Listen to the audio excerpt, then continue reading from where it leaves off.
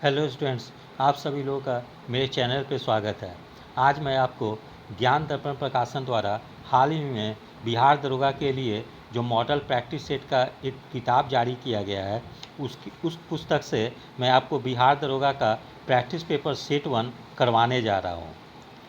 ठीक है, तो मैं उम्मीद करता हूँ कि आगामी बिहार दरोगा जो कि 26 दिसंबर 2021 को प्रारंभिक परीक्षा होने वाली है, उसके लिए यह प्रैक्टिस पेपर काफ़ी उपयोगी होगा, क्योंकि पिछले 2019 में भी बिहार दरोगा की परीक्षा जो आयोजित की गई थी, उसमें ज्ञान दर्पण प्रकाशन पुस्तक से काफ़ी प्रश्न आए थे।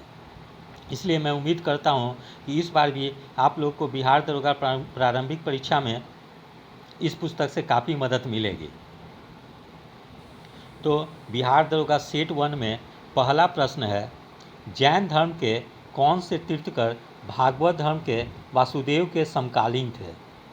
तो इसका सही आंसर है विकल्प सी, अरिष्ट नेमी। तो विकल्प सी, अरिष्ट नेमी सही है। तो इसका व्याख्या भी मैं आपको बता रहा हूँ कि जैन परंपरा के अनुसार अरिष्ट नेमी थे भागवत धर्म के वासुदेव कृष्ण के समकालीन थे। अरिष्ट नेमी जैन धर्म के 22वें तीर्थकर थे। ठीक है, और भी हम लोग यहाँ देख लेते हैं कि तीर्थकर का अर्थ क्या होता है। तो जैन धर्म में उसके संस्थापक और जितेंद्रिय तथा ज्ञान प्राप्त महात्माओं की उपाधि थी। जैन धर्म में कुल 24 तीर्थकर हुए थे। ठीक है, तो जैन धर्म में कुल 24 तीर्थकर हुए, जिसमें से कि मैं आपको कुछ प्रमुख तीर्थकर का नाम बता दे रहा हूँ। जैसे प्रथम तीर्थकर हुए ऋषभदेव या आदिनाथ, द्वितीय तीर्थकर हुए अजीतनाथ, तृतीय हुए संभवनाथ।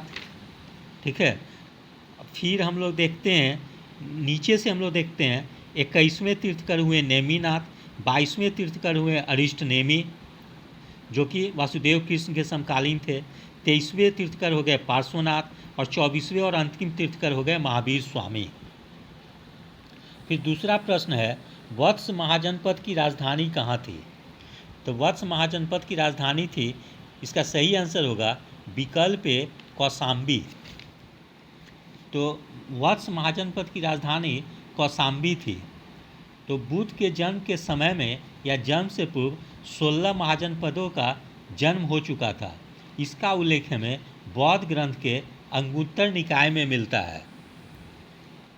ठीक है, साथ ही जैन ग्रंथ भगवती सूत्र में भी 16 महाजनपद की सूची मिलती है। 16 महाजनपदों में असमक ही एक ऐसा जनपद था जो दक्षिण भारत में गोदावरी नदी के किनारे स्थित था। ठीक है, तो उस समय जो 16 जो महाजनपद थे, उसका मैं आपको महाजनपद और राजधानी का नाम भी बता दे रहा हूँ, क्योंकि बिहार दरोगा में इधर पिछले पूर्व में जो परीक्षाएं आयोजित हुई है, चाहे बिहार दरोगा की या बिहार एक्साइज का, उसमें 16 महाजनपद से एक प्रश्न जरूर पूछ दिए गए थे। या पिछले वर्ष जो प्रवर्तन अवर दरोगा की जो परीक्षा हुई थी, प्रारंभिक परीक्षा, उसमें भी महाजनपद से प्रश्न पूछ दिए गए थे। इसीलिए इसको मैं आपको 16 महाजनपद का राजधानी और महाजनपद का नाम बता दे रहा हूँ। तो काशी का राजधानी वाराणसी, कौशल का श्रावस्ती अयोध्या, अंग का चंपा, ये बिहार में है, वर्तमान भागलपुर और मुंगेर का क्षेत्र आता है।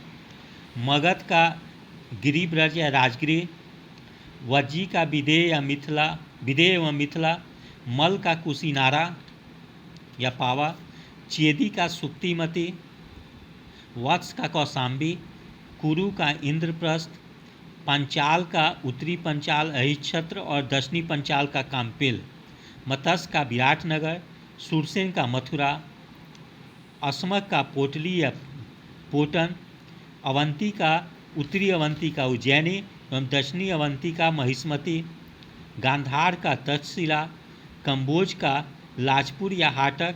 इस प्रकार 16 महाजनपद में मगध सबसे शक्तिशाली था। फिर हम लोग देखते हैं तीसरा प्रश्न, सिंधु सभ्यता का विशाल स्नानागार कहाँ स्थित है? तो इसका आंसर हो जाएगा विकल्प डी, मोहनजोदड़ो। तो सिंधु सभ्यता के विशाल स्नानागार के प्रमाण मोहनजोदड़ो से प्राप्त हुए हैं। मोहनजोदड़ो का उत्खनन वर्ष 1922 ईस्वी में हुआ था। इसके उत्खननकर्ता राखल दास बनर्जी थे। यह स्थल पाकिस्तान के सिंध के लड़काना जिले में स्थित है। फिर है प्रश्न संख्या 4, किस नदी का प्राचीन नाम सदा नीरा है? ठीक है, तो इसका आंसर हो जाएगा विकल्प बी, गंडक। तो गंडक का प्राचीन नाम सदा नीरा है, जबकि अन्य नदियों का विवरण जिसका प्राचीन नाम और वर्तमान नाम था उसको हम लोग देख लेते हैं। जैसे अस्कनी का चेनाब, बिपास का व्यास, परुसनी का रावी, बितिस्ता का झेलम, कुंभा का काबुल, क्रूमू का कुर्रम, गोमती का गोमल, सुतुतरी का सतलज और दृश्यवती का घग्गर। इस प्रकार से मैंने उस समय जो प्राचीन नाम था वो भी बता दिया एक तरह से, जो कि परीक्षा के दृष्टिकोण से उपयोगी होगा। फिर है प्रश्न संख्या 5, बौद्ध धर्म की महायान शाखा औपचारिक रूप से किसके शासनकाल में प्रकट हुई? तो इसका सही आंसर है विकल्प सी, कनिष्क। तो बौद्ध धर्म की चतुर्थ संगति कुषाण शासक कनिष्क के राजकाल में कश्मीर के कुंडरवल में हुई।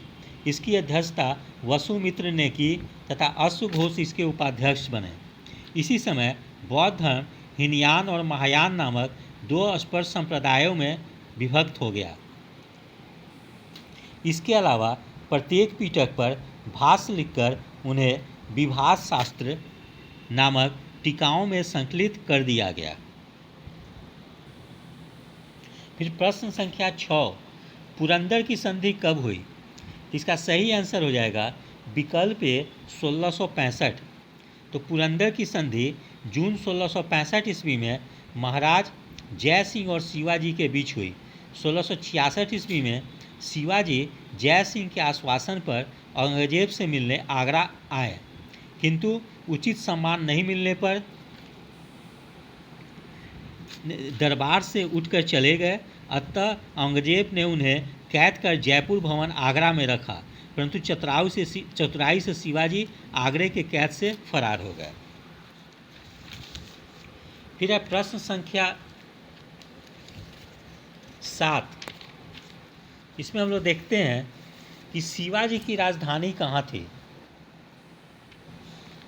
ठीक है, इसका आंसर हो जाएगा विकल्प सी, रायगढ़। तो 14 जून 1674 ईस्वी में शिवाजी ने अपना राज्याभिषेक कराया तथा छत्रपति की उपाधि धारण की एवं रायगढ़ को अपनी राजधानी बनाया। शिवाजी ने बनारस या काशी के पंडित विश्वेश्वर उर्फ गंगा भट्ट से अपना राज्याभिषेक रायगढ़ में करवाया तथा छत्रपति की उपाधि धारण की। शिवाजी के गुरु का नाम समर्थ रामदास था। इनकी महत्वपूर्ण रचना दासबोध है। फिर है प्रश्न संख्या 8, सरंजामी प्रथा किससे संबंधित थी? ठीक है, तो सरंजामी प्रथा जो थी मराठा प्रशासन से संबंधित थी। तो सरंजामी प्रथा मराठा भू राजस्व प्रथा से संबंधित थी। इसके अंतर्गत मराठा जमींदारों को सरंजामी भूमि उसके निर्वहन के लिए प्रदान की जाती है। फिर प्रश्न संख्या 9, जयपुर के महाराजा सवाई जय सिंह ने वेधशाला कहाँ नहीं बनवाई थी? ठीक है, तो इसका आंसर हो जाएगा विकल्प ए, इलाहाबाद या वर्तमान नाम प्रयागराज है वहाँ। तो महानतम शासक आमेर का सवाई जय सिंह ने जयपुर शहर की स्थापना की तथा उसे विज्ञान और कला का केंद्र बनाया। जय सिंह एक महान खगोल शास्त्री थे।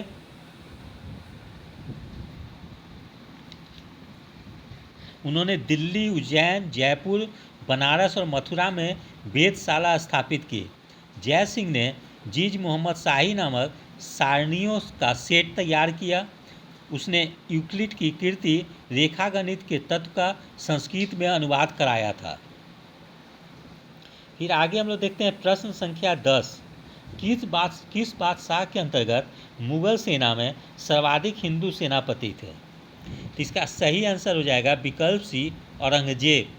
तो औरंगजेब के शासनकाल के दौरान मुगल सेना में सर्वाधिक हिंदू सेनापति थे। उसके शासनकाल में कुल सेनापतियों में 33% हिंदू थे, जिसमें मराठों की संख्या आधे से अधिक थी।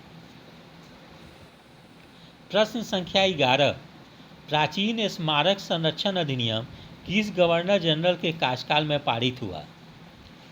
इसका आंसर हो जाएगा विकल्प बी, लॉर्ड कर्जन। तो लॉर्ड कर्जन का कार्यकाल 1899 ईस्वी से 1905 तक था। इसके समय की प्रमुख घटना भारतीय विश्वविद्यालय अधिनियम 1904, भारतीय लोक सेवा मंडल का गठन 1905,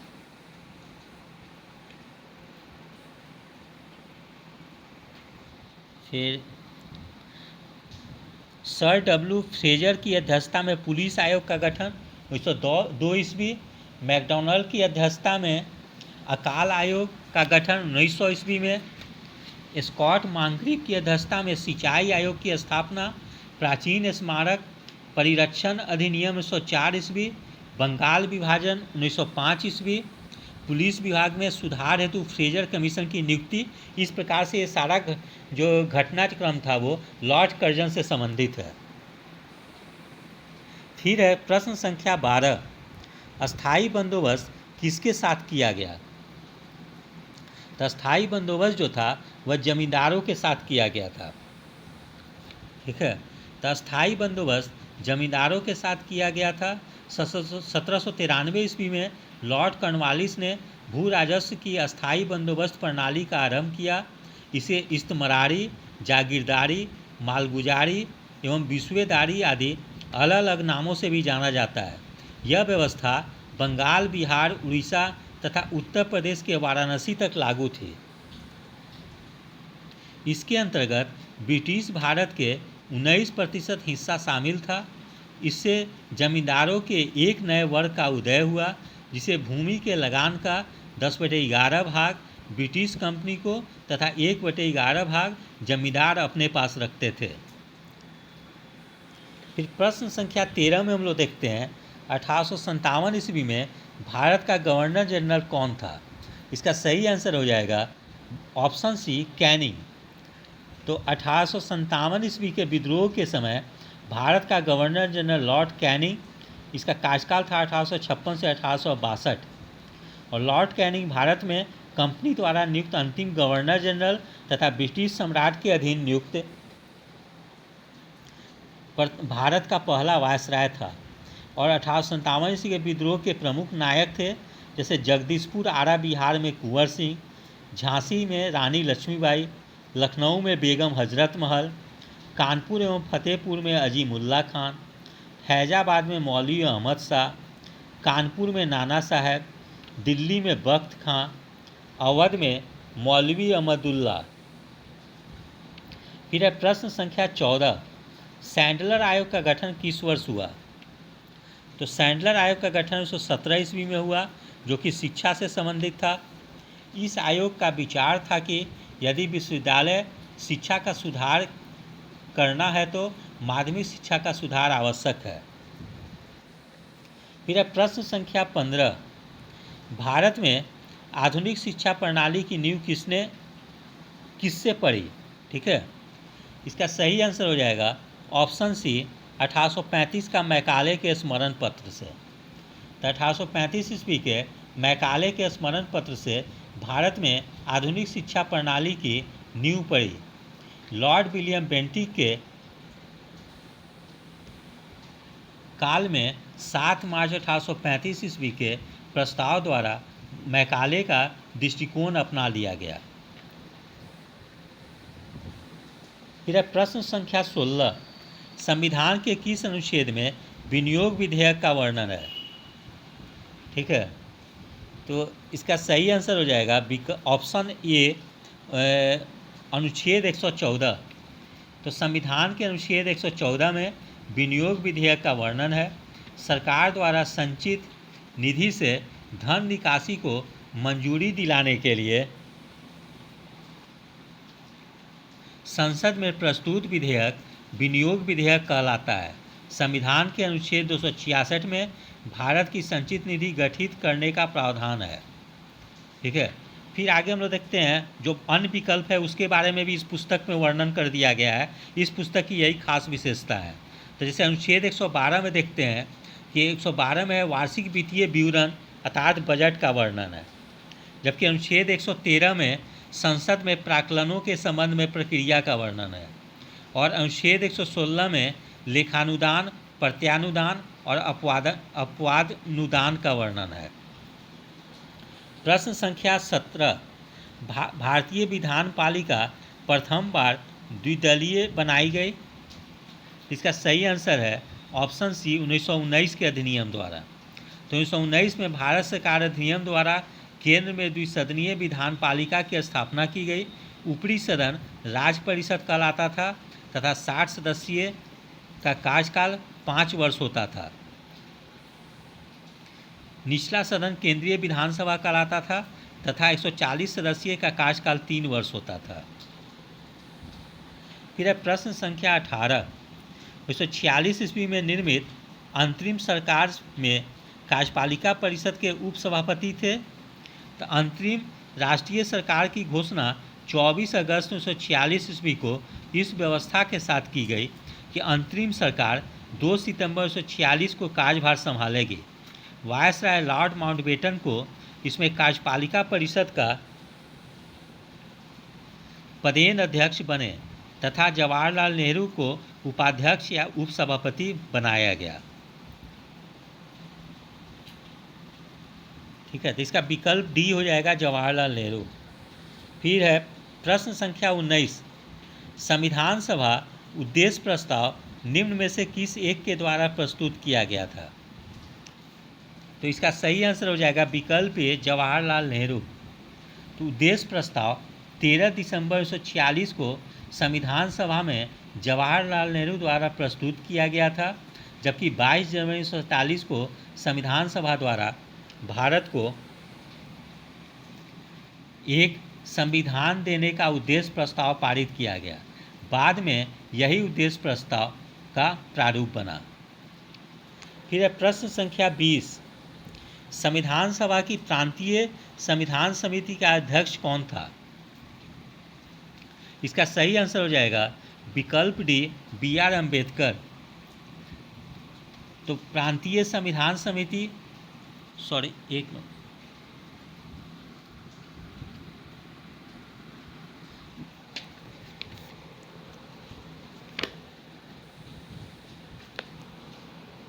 विकल्प बी हो जाएगा, सरदार वल्लभ भाई पटेल। विकल्प डी नहीं होगा, विकल्प बी होगा, सरदार वल्लभ भाई पटेल। तो प्रांतीय संविधान समिति के अध्यक्ष थे सरदार वल्लभ भाई पटेल। संघ शक्ति समिति के अध्यक्ष थे जवाहरलाल नेहरू। संघ संविधान समिति के नियमन समिति के सदस्य थे डॉक्टर राजेंद्र प्रसाद। संचालन समिति के भी डॉक्टर राजेंद्र प्रसाद अध्यक्ष थे। प्रारूप समिति के डॉक्टर बी.आर. अम्बेडकर थे। मौलिक अधिकार के सरदार वल्लभ भाई पटेल थे। ठीक है, और अल्पसंख्यक हेतु सलाहकार समिति के भी अध्यक्ष थे वल्लभ भाई पटेल। जबकि मूल अधिकार के उपसभापति थे, उप समिति के थे जे.बी. कृपलानी, और अल्पसंख्यक उप समिति के थे एच.सी. मुखर्जी। प्रश्न संख्या 21, भारत में न्यायिक पुनरीक्षण के संकल्प किस देश के संविधान से ली गई है। तो इसका सही आंसर हो जाएगा ऑप्शन सी, अमेरिका। तो न्यायिक पुनरीक्षण की संकल्पना भारत में अमेरिका के संविधान से ली गई है। इससे तात्पर्य है कि सर्वोच्च न्यायालय विधानों एवं आदेशों का न्यायिक पुनरावलोकन कर सकता है तथा उन विधानों एवं आदेशों को रद्द कर सकती है जो संविधान के प्रावधान के प्रतिकूल है। फिर है प्रश्न संख्या 22, मैथिली को किस वर्ष 8वीं अनुसूची में शामिल किया गया या डाला गया है। इसका सही आंसर हो जाएगा विकल्प डी, वर्ष 2004। तो वर्ष 2004 में मैथिली को 92वां संविधान संशोधन के द्वारा 8वीं अनुसूची में शामिल किया गया तथा मैथिली के साथ साथ संथाली, डोगरी और बोडो को भी 8वीं अनुसूची में शामिल किया गया। 8वीं अनुसूची में भारतीय संविधान द्वारा मान्यता प्राप्त 22 भाषाओं का उल्लेख है। और ये भारतीय संविधान के में कुल 12 अनुसूची है। प्रश्न संख्या 23, संविधान का कौन सा भाग पंचायती राज से संबंधित है? ठीक है, तो इसका आंसर हो जाएगा ऑप्शन ए भाग 9। तो भारतीय संविधान में 22 भाग है। वर्तमान में गणना की दृष्टि से 25 भाग है। ठीक है, अब भाग 9 में पंचायत के बारे में वर्णन है, जबकि भाग 9 में नगरपालिका का बारे में वर्णन है, भाग 15 में निर्वाचन आयोग के बारे में वर्णन है और भाग 18 में आपात उपबंध है। प्रश्न संख्या 24, निम्नलिखित में से कौन सा शब्द सन 1975 में भारतीय संविधान की प्रस्तावना में सम्मिलित नहीं था? ठीक है, तो इसका ऑप्शन हो जाएगा ऑप्शन ए अखंडता। तो भारतीय संविधान की प्रस्तावना में समाजवादी, पंथ निरपेक्ष और अखंडता शब्द 42वें संविधान संशोधन 1976 द्वारा जोड़ा गया। संविधान का प्रस्तावना को संविधान का आत्मा कहा गया है। फिर है प्रश्न संख्या 25, सर्वप्रथम संसदात्मक सरकार किस देश में आरंभ हुई? इसका सही आंसर है ऑप्शन बी ब्रिटेन। तो सर्वप्रथम संसदात्मक शासन का आरंभ ब्रिटेन में हुआ। सर्वप्रथम संसद को ब्रिटेन में 1215 ईस्वी में बुलाया गया और मैग्ना कार्टा पर हस्ताक्षर के द्वारा पूंजीपतियों की परिषद राजा को शासन कार्य में सलाह देने के लिए गठित की गई। संसदात्मक शासन व्यवस्था में व्यवस्थापिका के सदस्य कार्यपालिका का गठन करते हैं तथा कार्यपालिका व्यवस्थापिका का गठन करते हैं तथा कार्यपालिका व्यवस्थापिका के प्रति उत्तरदायी होती है। संसदात्मक शासन व्यवस्था में कार्यपालिका विधायिका द्वारा नियंत्रित होती है। प्रश्न संख्या 26, मेट्टूर बांध किस नदी पे बनाया गया है? ठीक है, इसका सही आंसर हो जाएगा ऑप्शन बी कावेरी नदी पे। तो कावेरी नदी पे मेट्टूर बांध है, कृष्णा नदी पे अलमाटी बांध है। ठीक है, चंबल नदी पे गांधी सागर बांध है और नर्मदा नदी पे सरदार सरोवर बांध है। फिर प्रश्न संख्या 27, निम्नलिखित में से किस राज्य से होकर कर्क रेखा नहीं गुजरती है? ठीक है, इसका सही आंसर हो जाएगा ऑप्शन सी महाराष्ट्र। तो कर्क रेखा भारत के कुल 8 राज्यों से होकर गुजरती है। इसमें गुजरात, राजस्थान, मध्य प्रदेश, छत्तीसगढ़, झारखंड, पश्चिम बंगाल, त्रिपुरा और मिजोरम। विषुवत रेखा के उत्तर में स्थित 23 डिग्री 30 इंच उत्तरी अक्षांश को कर्क रेखा कहा जाता है। कर्क रेखा भारत के लगभग मध्य से होकर गुजरती है। प्रश्न संख्या 28, निम्नलिखित में से कौन सा केंद्रशासित राज्य या प्रदेश चीन की सीमा से या राज्य नहीं जुड़ता है? ठीक है, इसका सही आंसर हो जाएगा ऑप्शन ए जम्मू कश्मीर। तो भारत चीन की सीमा की लंबाई 3488 किलोमीटर है। चीन की सीमा से भारत की सीमा 3488 किलोमीटर जुड़ती है और चीन की सीमा से जुड़ने वाली भारतीय राज्य और केंद्रशासित प्रदेश निम्नलिखित हैं: लद्दाख, हिमाचल प्रदेश, अरुणाचल प्रदेश, उत्तराखंड और सिक्किम। तो जम्मू कश्मीर और लद्दाख के अलग अलग केंद्रशासित प्रदेश बनने से अब लद्दाख की सीमा चीन से लगती है, ना कि जम्मू कश्मीर के। प्रश्न संख्या 29, भारतीय उपमहाद्वीप मूलतः एक विशाल भूखंड का भाग था जिसे कहते हैं। इसका आंसर हो जाएगा विकल्प सी गोंडवाना लैंड। तो महाद्वीपीय विस्थापन सिद्धांत के अनुसार भारतीय उपमहाद्वीप गोंडवाना लैंड का भाग है। गोंडवाना लैंड में भारत, ऑस्ट्रेलिया, अंटार्कटिका, अफ्रीका इत्यादि एक ही स्थल पिंड के रूप में जुड़े थे। फिर है प्रश्न संख्या 30, हिमालय का पर्वत पदीय प्रदेश है। इसका सही आंसर हो जाएगा विकल्प डी शिवालिक। तो शिवालिक श्रेणी हिमालय के पर्वत पदीय प्रदेश के दक्षिणी भाग पर स्थित है। यह हिमालय की सबसे दक्षिणी श्रेणियां हैं और शिवालिक श्रेणी का निर्माण लगभग 5.17 मिलियन वर्ष पूर्व प्लायोसीन अर्थात सेनोजोइक युग में हुआ था। प्रश्न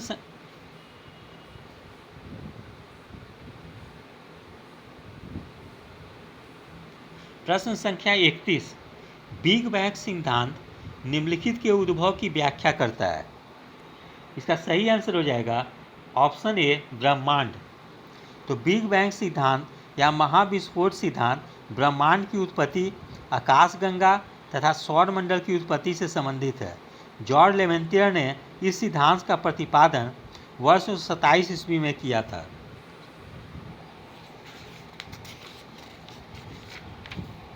प्रश्न संख्या 32, सौरमंडल में ग्रहों की संख्या है, तो इसका सही आंसर हो जाएगा ऑप्शन बी 8।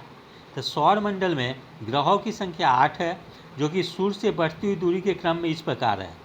बुध है 57.9 मिलियन किलोमीटर, शुक्र है 108.2 मिलियन किलोमीटर, पृथ्वी है 149.6 मिलियन किलोमीटर, मंगल है 227.9 मिलियन किलोमीटर, बृहस्पति है 778.6 मिलियन किलोमीटर, शनि है 1433.5 मिलियन किलोमीटर, यूरेनस है 2872.5 मिलियन किलोमीटर, नेपच्यून है 4495.1 मिलियन किलोमीटर। तो 14 से 25 अगस्त 2006 के मध्य प्राग चेक गणराज्य में संपन्न अंतर्राष्ट्रीय खगोलीय संघ की 26वीं बैठक में प्लूटो को ग्रहों की श्रेणी से हटाकर बौना ग्रह की श्रेणी में डाल दिया गया, जिससे ग्रहों की संख्या घटकर 9 से 8 हो गई। फिर है प्रश्न संख्या 33, भू प्रकृति में बहुत आयात में पाए जाने वाला रासायनिक तत्व कौन सा है? इसका सही आंसर हो जाएगा ऑप्शन सी ऑक्सीजन। तो भू प्रकृति में बहुतायत में से पाए जाने वाला रासायनिक तत्व ऑक्सीजन है। बहुतायत प्रतिशत के रूप में निम्नवत है: ऑक्सीजन 46.71%, सिलिकॉन 27.69%, एल्युमिनियम 8.07% और लोहा है 5.05%। प्रश्न संख्या 34, जब किसी वस्तु को पृथ्वी से चंद्रमा पर ले जाते हैं तो उसका भार क्या होता है? तो इसका सही आंसर हो जाएगा ऑप्शन ए, उसका भार घट जाता है। तो पृथ्वी की अपेक्षा चंद्रमा पर का गुरुत्वीय त्वरण 1/6 होता है, इसलिए पृथ्वी से चंद्रमा पर ले जाने पर किसी वस्तु का भार घटकर वस्तु के भार का 1/6 हो जाता है। प्रश्न संख्या 35, भूमध्य रेखा या विषुवत रेखा गुजरती है? इसका सही आंसर हो जाएगा ऑप्शन बी मालदीव। ठीक है, तो भूमध्य रेखा या विषुवत रेखा ग्लोब को 2 बराबर भागों में बांटता है। विषुवत रेखा पर वार्षिक तापांतर सबसे कम पाया जाता है, अर्थात यहाँ लगभग वर्ष भर सूर्य की किरणें लंबवत पड़ने से उच्च और निम्न ताप में ज़्यादा अंतर नहीं हो पाता है। इन क्षेत्रों में कोई शीत ऋतु नहीं होती है। स्थल एवं जल पर विषुवत रेखा कुल 13 देशों से होकर गुजरती है। फिर है प्रश्न संख्या 36, ताप का एसआई इकाई क्या है? तो ताप का एसआई इकाई जो है केल्विन है। ठीक है, जबकि लंबाई का मीटर है, विद्युत धारा का एम्पियर है, ज्योति तीव्रता का कैंडेला है।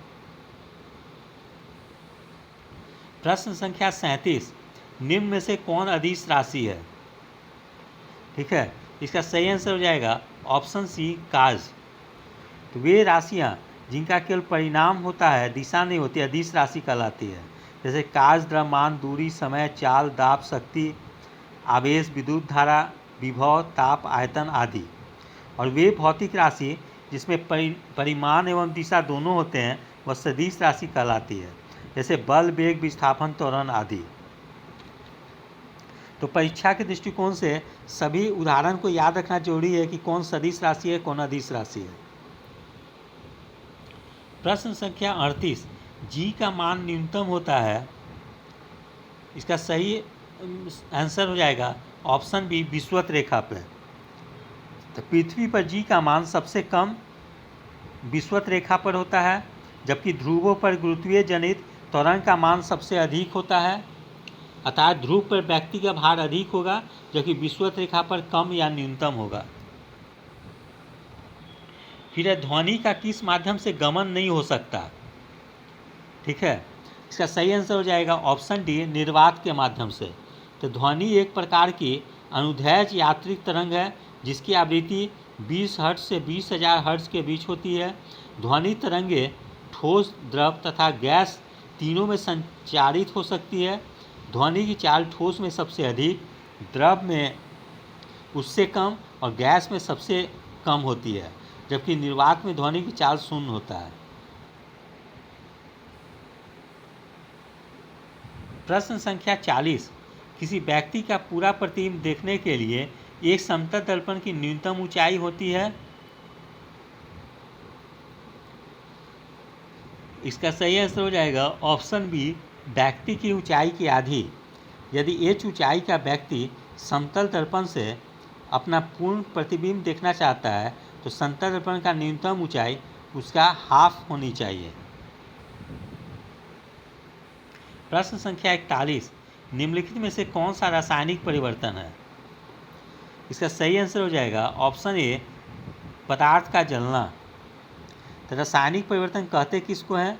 तो किसी पदार्थ में परिवर्तन होने से नया नया पदार्थ प्राप्त होता है जो मूल रूप से रासायनिक और भौतिक गुणों में पूर्णतः भिन्न होता है, रासायनिक परिवर्तन कहलाता है। उदाहरण के लिए लोहे में जंग लगना, दूध से दही में जमना, पटाखों का जलना आदि।